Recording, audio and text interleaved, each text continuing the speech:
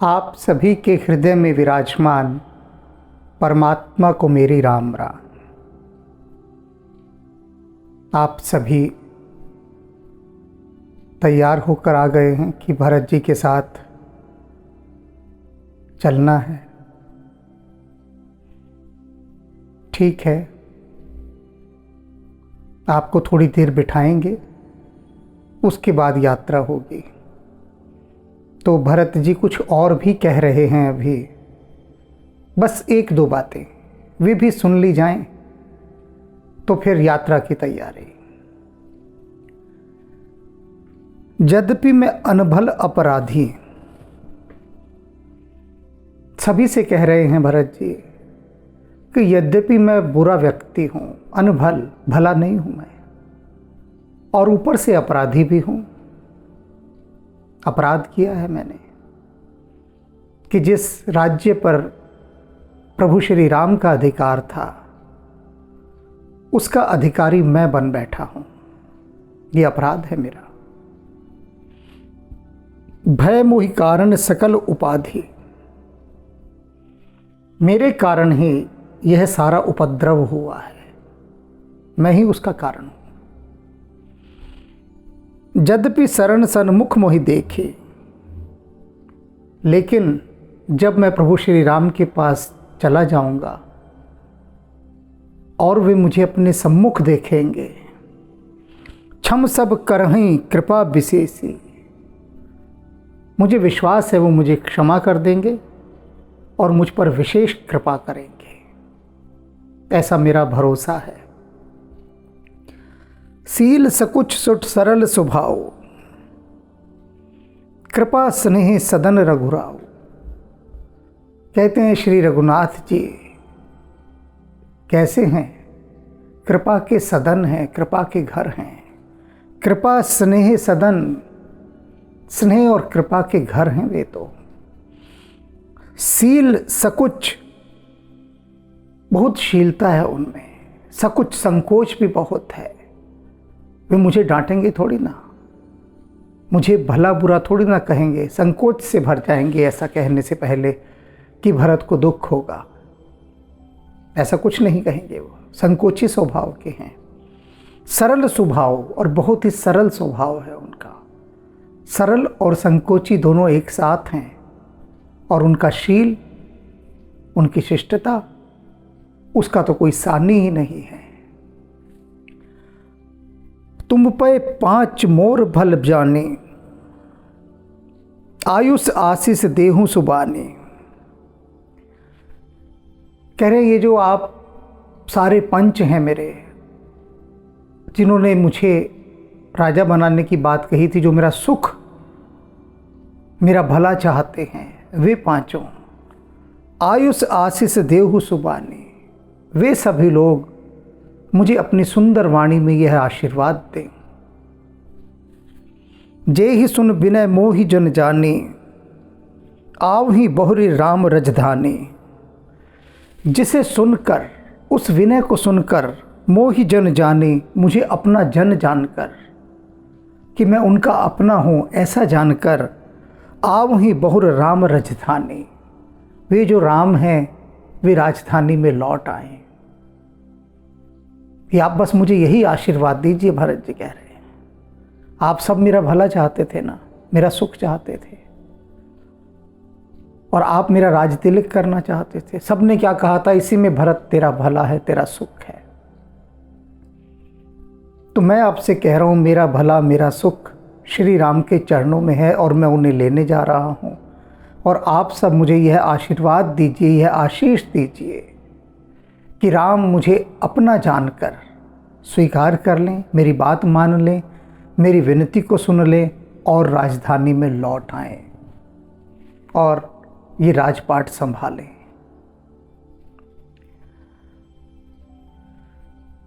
यद्यपि जन्म कुमात ते, मैं सठ सदा सदोष। कहते हैं यद्यपि मैं जन्म से ही दोष युक्त हूं। क्यों दोष युक्त हूं? जन्म कुमात, कुमाता केकई के गर्भ से मेरा जन्म हुआ है। इसलिए दोष तो मुझे लग गया। मैं सठ सदा सदोष, मैं दुष्ट भी रहा हूँ और दोषयुक्त भी रहा हूँ। अब यही मेरी नियति हो गई है। सभी कहते हैं बहुत दुष्ट है, जन्म ही इसका कैकेयी के गर्भ से हुआ है, तो दोष बुद्धि पाप बुद्धि तो ये होगा ही। सभी ऐसा कहते हैं। आपन जानि न त्यागहि, मोहि रघुबर भरोस। कहते हैं लेकिन इन सब के बाद भी आपन जाने, मुझे अपना जानकर, त्यागी ही मोहि रघुबर भरोस, मुझे भगवान श्री राम त्यागेंगे नहीं ऐसा मुझे भरोसा है। वे मुझे अपना मानते हैं, अपना मानेंगे और मुझे त्यागेंगे नहीं, ये सोचकर कि ये भरत तो कैकेयी का पुत्र है, दुष्ट है, दोषयुक्त है ना, ऐसा राम जी बिल्कुल भी नहीं कहेंगे। भरत वचन सब कहाँ प्रिय लागे। भरत जी के ये वचन सबको बहुत प्रिय लगे, बहुत प्रिय है। राम स्नेह सुधा जन पागे। और ये वचन कैसे थे? जैसे राम के प्रेम के अमृत में पगे हुए हों, ऐसे वचन, सबकी कल्पना से परे के वचन। लोग वियोग विषम विष दागे। और सारे लोग क्या थे जितने वहां सब बैठे थे, सब राम के वियोग के विष से जले हुए थे। राम से वियोग हो गया, उस वियोग के विष से सब जल जल जा रहे थे भीतर, सब जले हुए बैठे थे। लेकिन भरत जी की यह बात सुनकर कि सुबह चलेंगे, प्रभु राम को लिवा लाएंगे और वे अयोध्या लौट आएंगे और अपना राजपाट संभालेंगे, वे ही राजा बनेंगे, यह बात सुनकर मंत्र सबीज सुनत जन जागे। सारे लोगों के भीतर भरत जी की बात मंत्र के समान काम करी और उनके भीतर जो सोए हुए जले हुए बीज थे वे जाग गए। आशा के जो बीज थे जो जल गए थे, वो जले हुए बीज भी जाग गए। ऐसा ये महामंत्र भरत जी ने फूंका। ठहरते हैं यहाँ पर। सबको मैंने सुबह सुबह ही बुला लिया था ना कि आ जाओ, इसलिए बुला लिया था कि अब यहाँ असली सत्संग होना है। अगर उसी समय बुलाता कि अब सब चल दिए हैं, अब आ जाओ, बारात सज गई है, चलना है सबको, तब बात नहीं, तब इस सत्संग से चूक जाते जो अब होना है। कि भरत जी का यह वाक्य ऐसे मंत्र के समान काम किया जिसने जले हुए बीजों को भी जगा दिया। जला हुआ बीज कभी उगता नहीं है, उसमें अंकुर आ ही नहीं सकता जले हुए बीज में, और वो भी विष की आग में जला हो। लेकिन मंत्र की तो विशेषता यही है ना कि राख में से भी वो जीवन उत्पन्न कर दे। तो भरत जी का यह वाक्य ऐसा ही महामंत्र था जो युगों में कभी नहीं कहा गया। अब आप देखिए, पूरी सभा सजी हुई है, किसी ने भी यह नहीं कहा, एक ने भी, कि भरत राम को लौटा लाओ। सारे मंत्री एक ही बात कह रहे हैं कि राज तिलक कराओ, राजा बनो। प्रजा के प्रतिनिधि आए हुए हैं, गणमान्य व्यक्ति, वे भी कह रहे हैं कि भरत, राजा की आज्ञा थी, अयोध्या का राज तुम्हें दे गए हैं, सिंहासन पर बैठो। कौशल्या ने भी यही कहा कि भरत तुम्हारे लिए यही अनुचित है, अपना तिलक कराओ। गुरुदेव वशिष्ठ, जो कि विवेक के ज्ञान के सागर माने जाते हैं, उन्होंने भी एक बार यह नहीं कहा कि भरत यह उचित नहीं है, तुम राम को लौटा लाओ। उन्होंने भी यही कहा कि भरत तुम राजा बनो। सबने यही कहा। आश्चर्य की बात, एक भी जना ऐसा नहीं कि जिसने ये कहा हो कि नहीं भरत राम को लौटा लाओ। क्यों नहीं कहा? यहाँ सत्संग है, क्यों नहीं कहा? क्योंकि सब जानते थे, सब जानते थे। आज तक का जितना भी मानव जीवन का इतिहास है, सब जानते हैं कि सिंहासन अगर मिल रही है, सत्ता अगर मिल रही है, आई सत्ता को कौन छोड़ता है? और झोली में आकर सत्ता गिर गई हो खुद ब खुद, अपने आप, बिना प्रयास के, कौन सत्ता का मोह छोड़ेगा? राजा बनना किसे अच्छा नहीं लगता। तो ये कहनी बात बेकार है भरत को कि भरत राम को लौटा लाओ, क्योंकि संभव ही नहीं है, कभी नहीं लौटा के लाएगा भरत, ऐसा हो ही नहीं सकता। क्योंकि अगर लौटा कर ही लाना था तो इतना बड़ा ये उपद्रव थोड़ी ना खड़ा होता।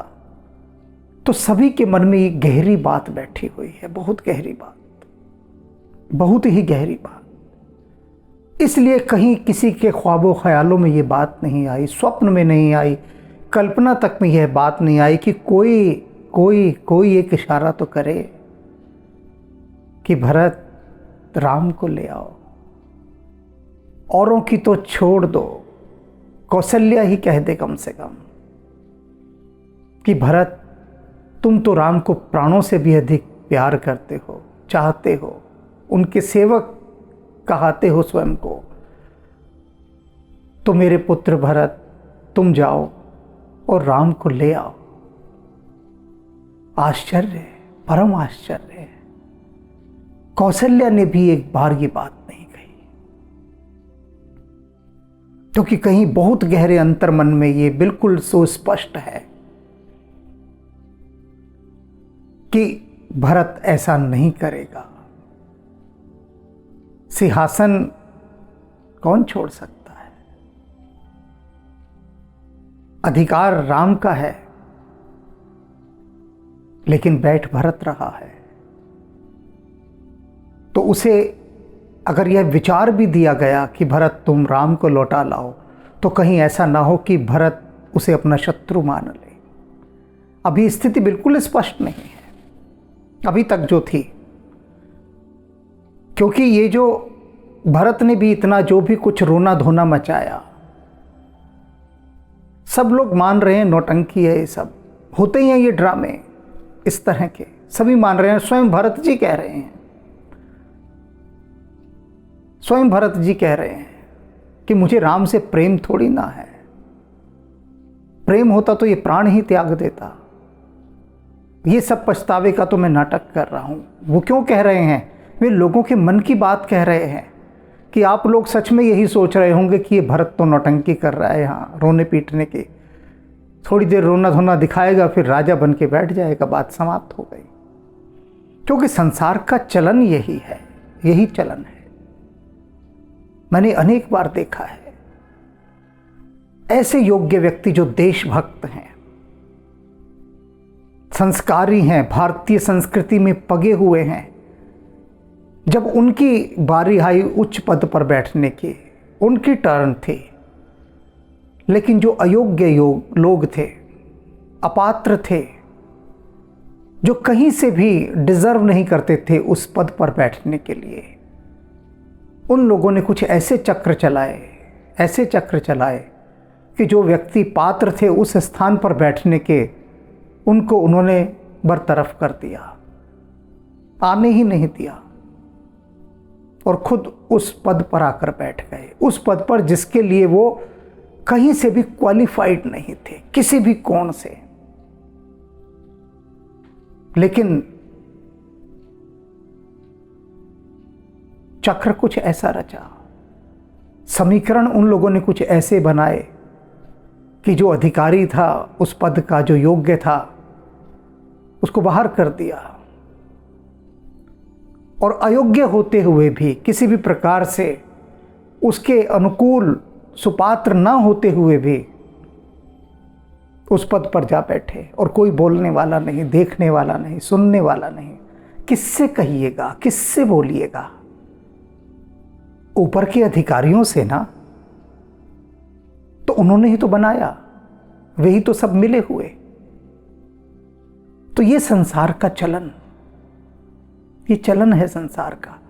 तो उसी चलन के अंतर्गत सबके मन पर ये छाप पड़ी हुई थी कि भरत जी को ये सुझाव देना ही उनके साथ शत्रुता पाल लेना है।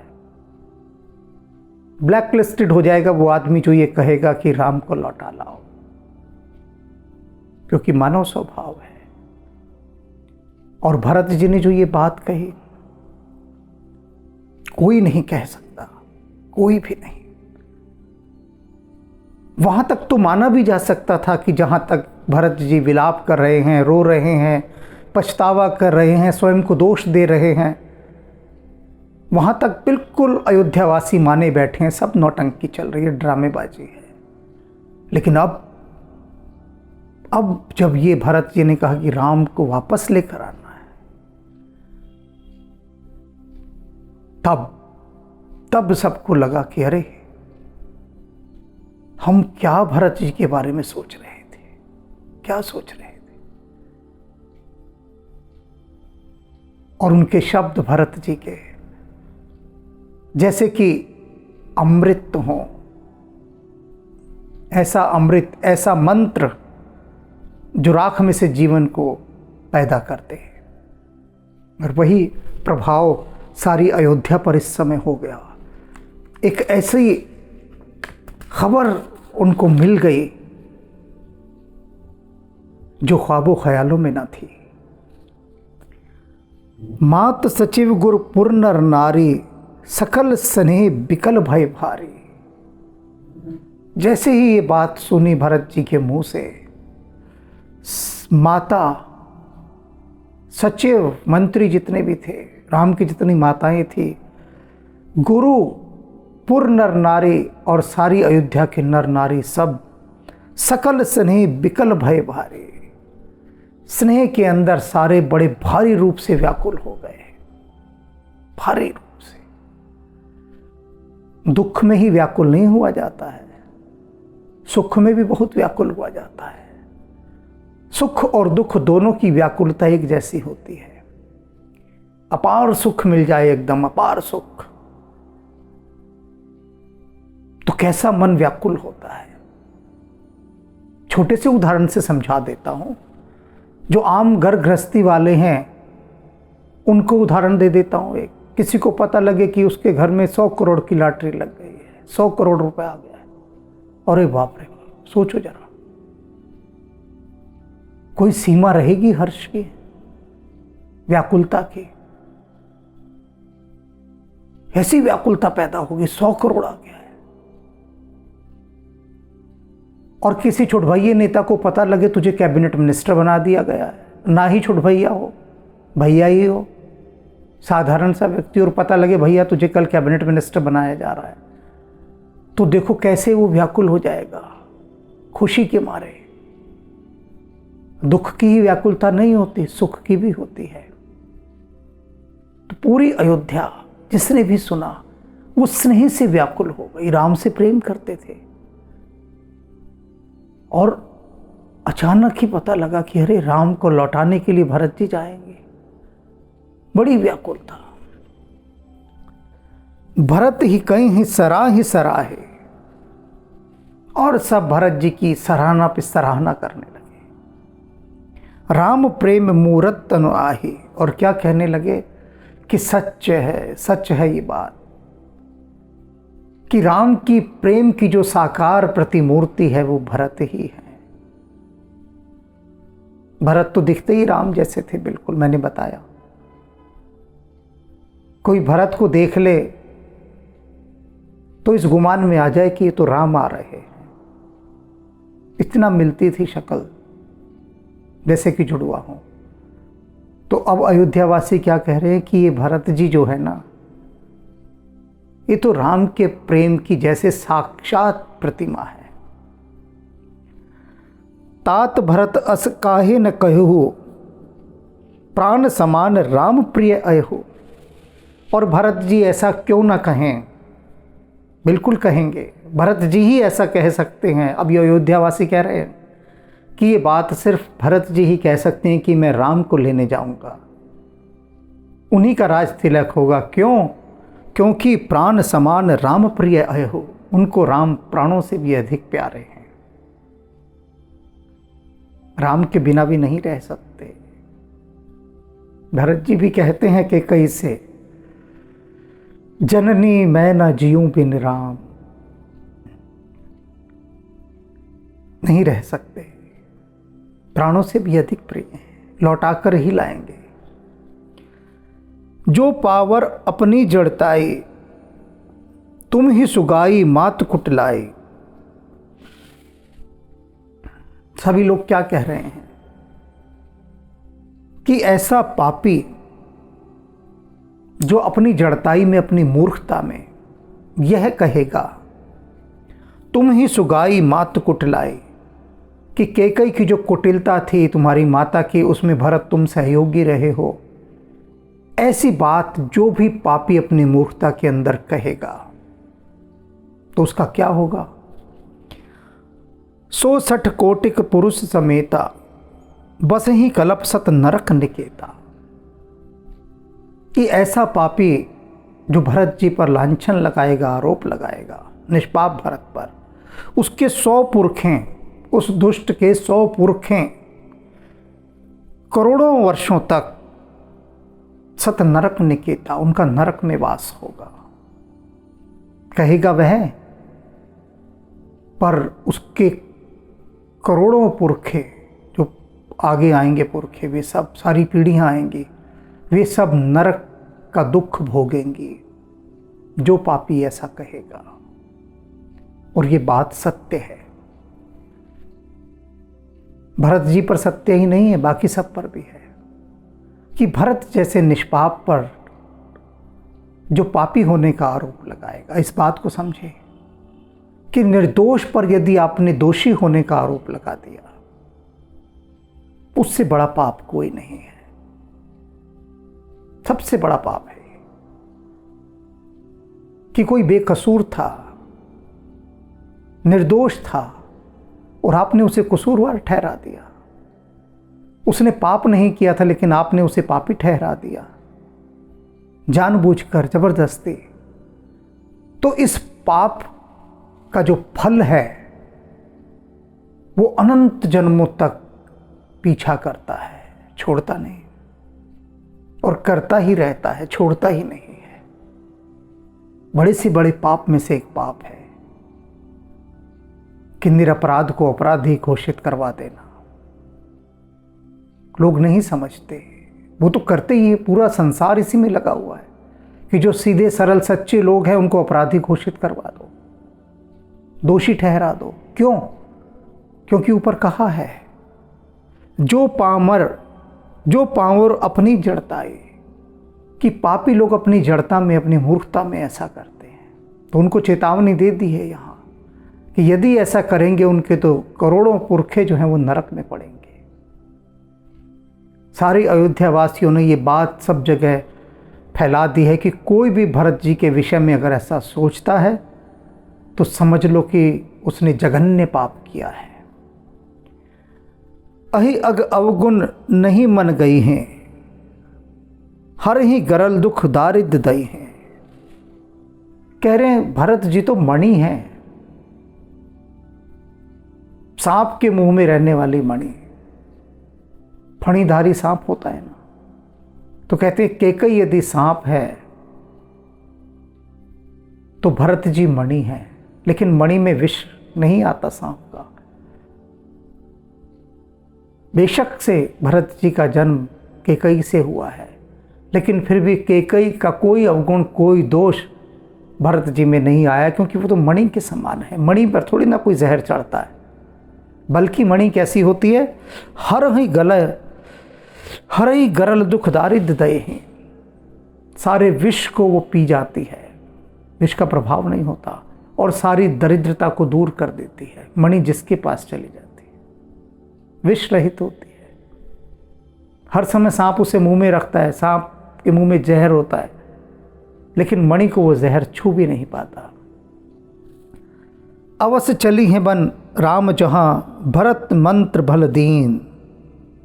सब कह रहे हैं हम अवश्य चलेंगे जहाँ पर राम है, और भरत जी ने बहुत अच्छा मंत्र दिया है, मंत्रणा दी है, सलाह दी है, ये विचार दिया है। बहुत सुंदर विचार है, भला विचार है। जो भरत जी ने दिया है, बड़ा सात्विक विचार है। सारी अयोध्या झूम रही है। शोक सिंधु बूढ़त सबही तुम ही अवलंब दीन।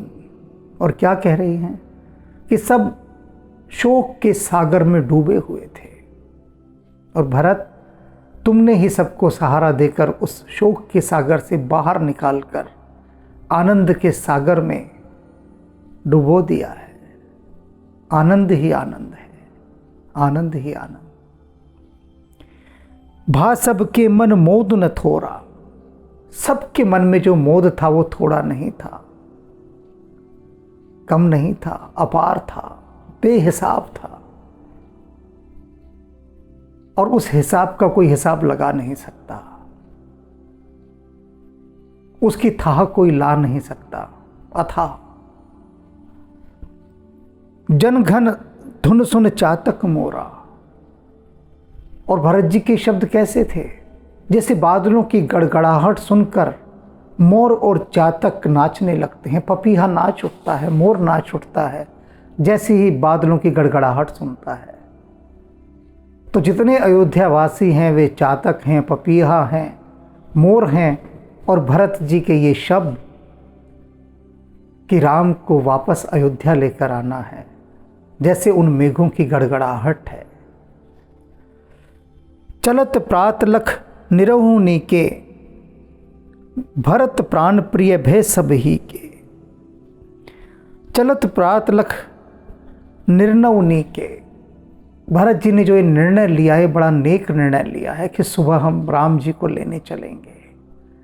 और इस नेक निर्णय को सुनकर भरत प्राण प्रिय भय सब ही के, भरत अब पूरी अयोध्या के प्राणों से भी अधिक प्यारे हो गए हैं। अभी तक नहीं थे, संदेह के घेरे में थे,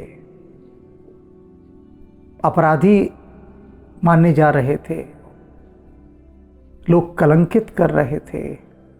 लेकिन जब यह बात सुनी तो पूरी अयोध्या के हृदय में भरत प्राणों से भी अधिक प्रिय हो गए। एकदम ही, एक ही क्षण में। बात ही ऐसी थी, प्रमाणित कर दिया भरत जी ने, मैं न जीऊं बिन राम। मुनि ही बंद भरत ही सिर नाई, चले सकल घर विदा कराए। सारे अयोध्यावासी जो भी वहाँ आए हुए थे वे सब लोग, सब ने गुरुदेव वशिष्ठ जी को नमस्कार किया, सिर झुकाया, वंदना की। भरत ही सिर नाई, और फिर भरत जी के आगे भी सिर झुकाया, सम्मान से, प्रेम से, श्रद्धा से। चले सकल घर विदा कराए, और सब लोग विदा लेके वहाँ से सब अपने अपने घर चले गए। धन्य भरत जीवन जग माही। और क्या कहने लगे कि इस जगत में भरत जी का जीवन धन्य है। शील स्नेह सराहत जाए। उनकी शीलता, उनका स्नेह, राम के प्रति कितना प्रेम है, भाई हो तो ऐसा हो, इत्यादि सराहना के शब्द कहते हुए वे सब अपने अपने घर चले गए। कई ही परस्पर भाव बड़का जो, सब आपस में क्या कह रहे थे? बड़ भा काजू, बहुत बड़ा काम हो गया है आज। ये जो भरत जी ने कहा है ना, राम को लौटा लाने की बात, बहुत बड़ा काम हो गया। सकल चले कर साज ही साजो। और सब चलने की तैयारी करने के लिए अपने अपने घर चले गए कि अब चलना है तो तैयारी करो, रास्ते के लिए सामान इत्यादि सब ले लो। तो अपने साजो सामान लेने के लिए सब घर की ओर गए। जय ही राखी रहु घर रखवारी, सो जानई जनु गर्दन मारी। घर गए किस लिए? घर में पहुंचकर जिम्मेदारी भी देनी है कि भाई हम तो जा रहे हैं भरत जी के साथ प्रभु श्री राम को लेने, और तुम घर की रखवाली करना। किसी को तो रखवाली के लिए छोड़ना है ना। और जिसको कहा गया कि तुम रखवाली के लिए रहो, तो उसे कैसे लगा? सो जान ही जनु गर्दन मारे। उसे ऐसा लगा जैसे मेरी गर्दन काटी जा रही है, मुझे नहीं लेकर जा रहे, मुझे तो मार दिया इन लोगों ने। छोड़ दिया। कोई कहे रहन कहीं न काहू, कोई क्या कह रहा है कि अरे किसी को भी घर पर रहने के लिए मत कहो, किसी को भी मत कहो, सबको चलने दो। कौन चाहिए जग जीवन लाहो, क्योंकि इस जीवन का वास्तविक लाभ, सच्चा लाभ किसे नहीं चाहिए, सबको चाहिए। और सच्चा लाभ क्या है कि राम को लेकर आना, कि राम लौट आए। तो क्यों किसी को घर पर रोकते हो कि तो रखवाली कर, चलने दो सबको। किसी ने ऐसा कहा। जरहूं सुसंपत्ति सदन सुख, सुहृदय मात पित भाई, मन सुख होत जे राम पद, करे न सहस सहाय। और क्या कहा उसने, जिसने ऐसी बात कही? कहते जरहूं सुसंपत्ति, वो संपत्ति जल जाए, राख हो जाए, वो घर जल जाए। सुख सुहृदय मात पितु भाई, माता पिता सुहृदय भाई, वो सब लोग जल जाएं। कौन से लोग जल जाएं? सन्मुख हो तो जो राम पद, करे न सहस सहाय। जो राम को अयोध्या लौटा लाने के लिए सहयोगी सिद्ध ना हो। सबको सहयोगी होना है। निश्चित रूप से वह राम विरोधी होगा जो नहीं चाहेगा कि राम अयोध्या लौटें, और इसलिए वह सहयोग भी नहीं करेगा। तो ऐसा जो भी कोई हो वो जल जाए, कोई भी हो। संपत्ति सब रघुपति के आहे, ये सारी संपत्ति फिर किसी और ने भी खाई। जो जितनी संपत्ति है ना भाई, ये राम की है, हमारी नहीं है, रघुपति की है। जो बिन जतन चलो तजताही, और इसको ऐसे छोड़कर बिना किसी रखवाली के कैसे चल दें? किसी ने कहा मत छोड़ो रखवाली के लिए, आग लगने दो, संपत्ति को जलने दो, छोड़ जाओ ऐसे। कोई और कहता है ऐसे कैसे छोड़ जाए भाई, ये संपत्ति तो राम की है। और जब उनकी संपत्ति है, जो बिन जतन चलो तज जाए, उसकी सुरक्षा की व्यवस्था किए बिना उसको छोड़ के ऐसे ही चला जाए, ऐसा कैसे संभव है? तो परिणाम न मोर भलाई, अगर उसको ऐसी छोड़कर चल दूंगा तो इसमें मेरी भलाई नहीं होगी, बिल्कुल भी हित नहीं है। पाप शिरोमणि साईं दुहाई, क्योंकि स्वामी की संपत्ति की रक्षा ना करना सबसे बड़ा पाप है, सबसे बड़ा द्रोह है। ऐसा कैसे कह रहे हो कि अयोध्या को ऐसे ही छोड़ के चले जाओ, जलने दो? अरे ये राम की संपत्ति है, जितना भी कुछ है सब राम का है, और हम उनके सेवक हैं। तो राम की प्रत्येक चीज़ की सुरक्षा का ध्यान रखना ये सेवकों का धर्म है, ऐसे कैसे छोड़ दें? अब भरत जी ने सभी सेवकों को बुलाया अपने। करई स्वामी हित सेवक सोई, कि सेवक वही है जो स्वामी का हित करे। दूषण कोटि देहि किन कोई, चाहे कोई उसको करोड़ों दोष क्यों ना देता रहे, किसी को कितने भी उलाहने दे, लांछन लगाए, लेकिन वास्तविक सेवक वही है जो किसी भी बात को सुनकर डिगे ना और अपने स्वामी की आज्ञा का पालन करता रहे, उसकी सेवा करता रहे। अस विचार सुच सेवक बोले, ऐसा विचार करके भरत जी अपने सेवकों से बोले। किन सेवकों से? सुच सेवक, जो पवित्र सेवक थे। उन सेवकों से क्या कहते हैं? जे सपने हो निज धर्म न डोले, ऐसे सेवक जो सपने में भी अपने कर्तव्य पथ से नहीं डिगते थे। भरत जी ने बुलाया कुछ विशेष सेवकों को, विश्वस्त, और कैसे? सपने में भी कर्तव्य से न डिगे, जो ऐसे कहे सब मर्म धर्म भल भाषा। उन्होंने उनको सारा मर्म धर्म सब मधुर भाषा में समझा दिया, अर्थात कि तुम लोगों को अब क्या करना है ये जान लो, सब समझा दिया अपने सेवकों को। जो जेहि लायक सो तेहि राखा, जो जिस काम के योग्य था सबको काम बांट दिए कि तुम्हें ये करना है, तुम्हें ये करना है। कर सब जतन रखे रखवारे, राम मातु पहि भरत सिधारे। और भरत जी ने उन सभी विश्वस्त सेवकों के अधीन अयोध्या छोड़ दी और कहा कि तुम्हें अयोध्या की रक्षा करनी है, रखवाली करनी है, और मैं अब जा रहा हूँ कौशल्या माता के पास। अब अयोध्या तुम्हारे हवाले है, इसे संभाल कर रखना, क्योंकि मैं जा रहा हूँ राम को लेने। अयोध्या ऐसे नहीं छोड़ कर गए, संवेदनशील है कि ये राम की संपत्ति है। राम है राजा, हम हैं सेवक, हम हैं प्रजा।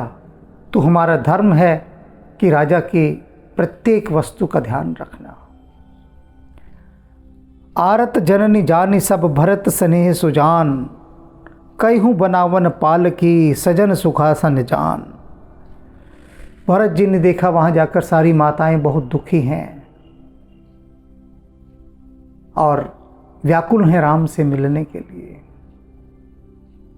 तो उनकी उस स्थिति को जानकर उन्होंने सबको बहुत समझाया और उसके बाद उनके लिए सुंदर सुंदर पालकियां बनवाई, जिसमें वे सुविधा से बैठकर आगे की यात्रा कर सकें। सबको लेकर जा रहे हैं भरत जी, सारी माताओं को। चक चक जिमीपुर नर नर नारी, चहत प्रात और आरत भारी। अयोध्या के सारे नर नारी चकवा और चकवी हो गए हैं, जो सुबह होने का इंतजार कर रहे हैं। अभी रात है। चकवा चकवी रात को बिछड़ जाते हैं, वो सोचते हैं कब सुबह और हम कब मिलें। तो ऐसे ही पूरी अयोध्या वासी चकवा और चकवी हो गए हैं, जो चाह रहे हैं कि जल्दी सुबह हो जाए, जिससे हम भरत जी के साथ आगे की यात्रा पर जा सकें। जागत सब निसी भय हु बिहाना, सारी रात सब जागे रहे, सोए नहीं, और जागते जागते उनके सवेरा हो गया। भरत बोलाए सचिव सुजाना, तब भरत जी ने अपने सभी चतुर मंत्रियों को बुलाया, जो योग्य मंत्री थे, सबको। कहूँ ले हूँ सब तिलक समाजो, और उनसे क्या कहा कि राजा का जो तिलक करना होता है, राज तिलक, वो सारा सामान आप साथ ले लीजिए, सब सामान रख लीजिए। बन ही देख मुनि राम ही राजो, और वहीं वन में जंगलों में गुरुदेव वशिष्ठ भगवान श्री राम का राज तिलक करेंगे। सारा सामान ले लो, सारी सामग्री जो राज तिलक की होती है। अयोध्या तक लाने की तो बात ही नहीं है कि अयोध्या आएंगे तब राज तिलक होगा, वहीं वन में ही राज तिलक कर दिया जाएगा। ये सारी रीति रिवाज परंपराएं सब वन में ही गुरुदेव वशिष्ठ निभा देंगे। सब सामान ले लो। बेग चलहु मुनि सचिव जोहारे, तुरत तुरग रथ नाग सवारे। प्रभु राम को राज्य दिया जाएगा, ये बात सुनकर सारे सचिव बहुत प्रसन्न हो गए और जल्दी जल्दी वो सब चीज़ें सजाने संवारने लगे। हाथी, रथ, घोड़े सब तत्काल तैयार कर दिया गया। ये समाचार ही उनके लिए अकल्पनीय था कि सारा राज्याभिषेक का सामान सब इकट्ठा कर लो, सब सामग्री राज तिलक की। अरुंधति और आगनि समाओ, रथ चढ़े चले प्रथम मुनिराओ। सबसे पहला रथ गुरु वशिष्ठ का, अरुंधति का और अग्निहोत्र का सारा सामान रखा गया, यज्ञ का सारा सामान, पहला रथ ये। विप्र ब्रंद चढ़ी वाहन नाना, और उसके बाद ब्राह्मणों को अनेक प्रकार के वाहनों पर बिठाया गया। चले सकल तब तेज निधाना, वे सारे ब्राह्मण जो तेज और तपस्या के घर थे, उन सभी ब्राह्मणों को रथ में बिठाया गया चलने के लिए। तो पहली जो खेप थी वो गुरुओं की थी, मुनियों की थी, सन्यासियों की थी, साधुओं की थी, ब्राह्मणों की थी। सबसे पहले उनको आगे। नगर लोग सब सज सज जाना, और नगर के सब लोग अपने अपने रथों को सजा सजा कर आ गए थे। चित्रकूट कह कीनी पयाना, और चित्रकूट की ओर सभी ने प्रयाण करना था, चलना था। शिबिका सुभग न जाई बखानी, चढ़ चढ़ चलत भई सब रानी। भरत जी ने अपनी माताओं के लिए अर्थात दशरथ की रानियों के लिए जो शिविकाएं बनाई थी, जो पालकियां बनाई थी, वो इतनी सुंदर बनवाई थी, ऐसे सुंदर पालकियां थी कि जिनका वर्णन नहीं किया जा सकता। सौंप नगर सुचि सेवकानी, सादर सकल चलाई, सुमिर राम सिय चरण तब चले भरत दो भाई। सभी विश्वास पात्र सेवकों को अयोध्या सौंपने के बाद वे दोनों भाई भरत और शत्रुघ्न अब प्रभु श्री राम को लेने के लिए चित्रकूट की ओर चल दिए हैं। सुमिर राम सिय चरण, सीता और राम के चरणों का सुमिरन करते हुए, स्मरण करते हुए, याद करते हुए, नतमस्तक होते हुए उनके चरणों में तब चले भरत दो भाई। ये दोनों भाई भरत और शत्रुघ्न इस पूरे सार्थ के साथ, पूरे काफिले के साथ, इस लाव लश्कर के साथ चल दिए हैं राम जी को लेने।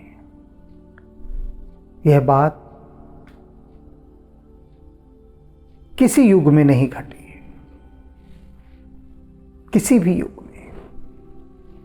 जब से मानव का इतिहास आया तब से ये घटना एकमात्र घटना है, एक ही घटना है कि कोई भाई इस प्रकार से अपने दूसरे भाई के प्रेम में मरा जा रहा हो, बिछा जा रहा हो, लुटा जा रहा हो और स्वयं को इतना दोषी मान रहा हो, अपने भाई के अधिकार को देने के लिए इतना व्याकुल हो, जिसमें सत्ता का लोभ लेश मात्र भी ना हो, सिर्फ प्रेम ही प्रेम हो, प्रेम ही प्रेम हो। तो भाई के प्रति ऐसा प्रेम भरत जी के अन्यत्र संसार में कहीं देखने को नहीं मिलता, कहीं भी नहीं। अब भरत जी की यात्रा आरंभ हो गई है।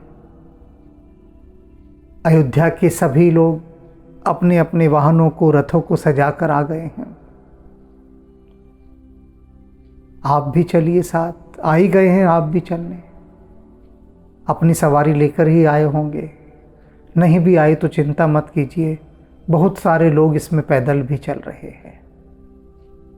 वहाँ तो पैदल ही जाना है, हम भी पैदल चलेंगे साथ साथ, लेकिन कल, आज नहीं। आज तो यात्रा आरंभ हो गई, धीरे धीरे यात्रा कराते आपको ले जाएंगे। अभी मन में भरत जी का सुमिरन कीजिए, भरत जी की जय जयकार कीजिए, भरत जी के माध्यम से राम को सुमिरिए। सीधे नहीं, ये जो बहुत सारे लोग अहंकार में भर के कहते हैं ना, डायरेक्ट टेलीकास्ट, कि हम तो सीधे राम से बात करते हैं, हम कोई बीच बीच का नहीं लेते, तो वो इस भ्रम को छोड़ दें, बिल्कुल छोड़ दें इस भ्रम को, वरना कुछ हासिल ना कर पाएंगे, कुछ भी हासिल ना होगा। भी जड़ता है कि डायरेक्ट राम से बात है हमारी, किसी की बात नहीं है डायरेक्ट राम से, हो ही नहीं सकती।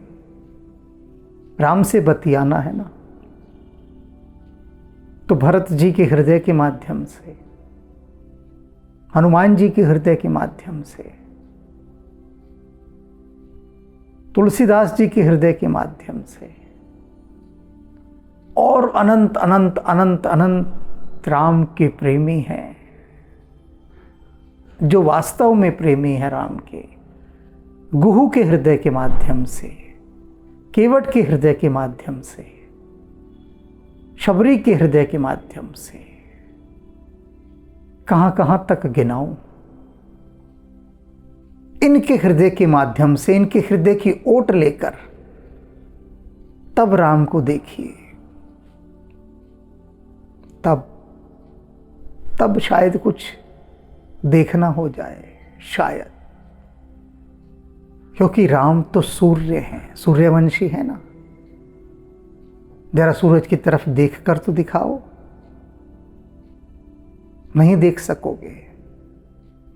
सूर्य की तरफ देखना सरल नहीं है। आप कहेंगे, क्योंकि मन को तर्क करने को व्याकुल हो रहा होगा, कि हम तो सुबह सुबह रोज सूर्य नमस्कार करते हैं, खूब देखते हैं सूर्य को, शाम को भी देखते हैं। बिल्कुल देखते होगे, लेकिन सुबह कैसे देखते हो? भोर के हृदय से, भोर के हृदय की ओट लेकर। ये जो भोर है ना, भोर भये पनघट पे, भोर आपको सहारा देती है, तब आप देखते हो। शाम को सूर्य को कैसे देख लेते हो? संध्या के आंचल की ओट में, गोधूली के गोद में, तब देख पाते हो सूर्य की ओर। कोई ना कोई आश्रय चाहिए, ओट चाहिए, तब सूर्य को देख पाओगे। इसीलिए राम को सीधा देखने की बात कभी मत करना, वरना समझ लो भूल भुलैया में भटक गए, रेगिस्तान में भटक गए, समंदर में भटक गए ना। किसी की नौका पर सवार हो जाना, हनुमान की, भरत की, लक्ष्मण की, जिससे जो नौका भाए, पार लग जाओगे। गहरे गहरे गहरे गहरे रहस्यों का उद्घाटन मैं यहां कर रहा हूं। वे रहस्यों के उद्घाटन जो रहस्यदर्शियों ने मुझे बताए हैं, हिमालय के महायोगियों ने मुझे बताए हैं, यहां मुफ्त में बता रहा हूं, मुफ्त में, बिल्कुल मुफ्त में। एक धेला नहीं लग रहा किसी का। और मुफ्त के माल की जो बेकदरी होती है वो सब जानते हैं, सब जानते। तो खैर, उसके बाद भी कुछ गुण ग्राहक होते हैं, कुछ होते हैं। यह सब कुछ उन्हीं के लिए कहा जा रहा है। तो सब बोलिए भरत जी की जय, भरत जी की जय, भरत जी की जय। सीताराम सीताराम सीताराम कहिए, जाहि बिध राखे राम ताहि बिध रहिए। सीताराम सीताराम सीताराम कहिए, जाहि बिध राखे राम ताहि बिध रहिए। सीताराम सीताराम सीताराम कहिए, सीताराम सीताराम सीताराम कहिए, जाहि बिध राखे राम ताहि बिध रहिए। जाहि बिध राखे राम ताहि बिध रहिए। सीताराम सीताराम सीताराम कहिए, जाहि बिध राखे राम ताहि बिध रहिए। जाहि बिध राखे राम ताहि बिध रहिए। सीताराम सीताराम सीताराम कहिए, जाहि बिध राखे राम ताहि बिध रहिए।